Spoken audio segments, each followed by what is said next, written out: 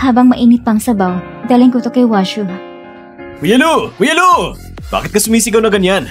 Gusto ko lang itanong, kailan kayo magpapakasal ni Hipag? Mga kilala ng mga 7 o 8 taon na siguro. Bakit mo biglang nasabi yan ngayon? Kailan ako makakain sa handaan nyo? Si Hipag naman, talagang wala akong masasabi sa kabaitan niya. Totoo yan. Alam mo rin kung ano ako dati.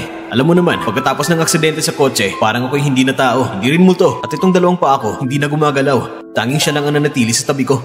Washu, kumain ka muna. Lumayas ka!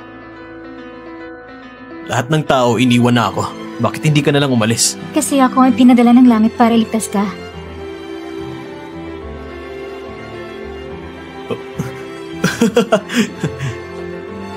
Salamat sa'yo. Dahil hindi mo ko iniwan kailanman. Pero alam mo, ngayon kasi, masyado lang siyang ordinaryo. Napakasimple na para bang hindi bagay sa'yo.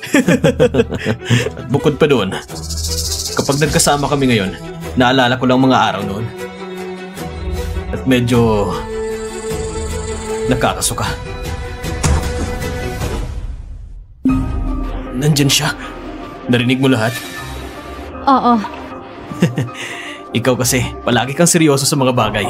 Biro lang yun. Hindi ko naman talaga kayang iwan ka. Ganito na lang, umuwi ka muna. Hindi ito isang bagay na maayos agad.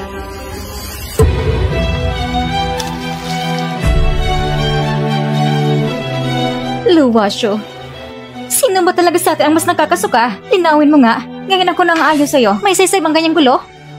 Bakit mo ko sinisigawan? Sinasabi ko sa'yo, pag wala ka sa akin, wala kang halaga! Akala mo ba talaga may silbi ka nang wala ako?